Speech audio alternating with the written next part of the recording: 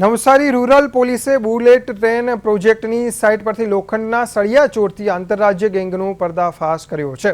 ગત 4 જુલાઈના રોજ પડઘા ગામની સીમમાં આવેલી L&T કંપનીની સાઇટ પરથી અંદાજે 16 ટન TMT લોખંડના સળિયાની ચોરી થઈ હતી। જે અંગે ફરિયાદ નોંધાવવામાં આવતા પોલીસે તપાસ શરૂ કરી। જિલ્લા પોલીસ વડા રાહુલ પટેલના સીધા માર્ગદર્શન હેઠળ ગ્રામ્ય પોલીસે ટેકનિકલ સર્વેલન્સ અને હ્યુમન ઇન્ટેલિજન્સની મદદથી હાઈવે પર વોચ ગોઠવી અને આ ગેંગના 7 શખ્સોને રંગે હાથે ઝડપી પાડ્યા।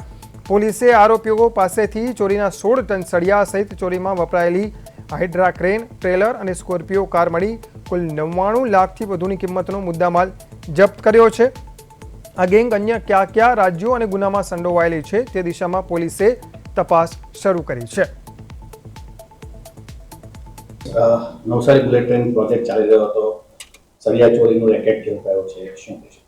તારીખ 4/7/2026ના રોજ પડઘા ગામની સીમમાં મુંબઈથી Ahmedabad national high speed railway પ્રોજેક્ટમાં અને તેની આસપાસમાં આવેલ કેટલાક L&T કંપનીમાં ચાલતી જે એનો કોન્ટ્રાક્ટ છે એ ત્યાંથી કોઈ ચોર અજાણ્યા ઈસમોએ L&T કંપનીની જે આ પ્રોજેક્ટ બુલેટ ટ્રેન પ્રોજેક્ટના સાઈડ ઉપરથી લોખંડના TMT સળિયા જેનું વજન 16 ટન એની કિંમત 7,76,000 જેટલી થાય છે અને બીજી સામાન મળીને કુલ 10,56,641 રૂપિયાની ચોરી નવસારી રૂરલ પોલીસ સ્ટેશનમાં દાખલ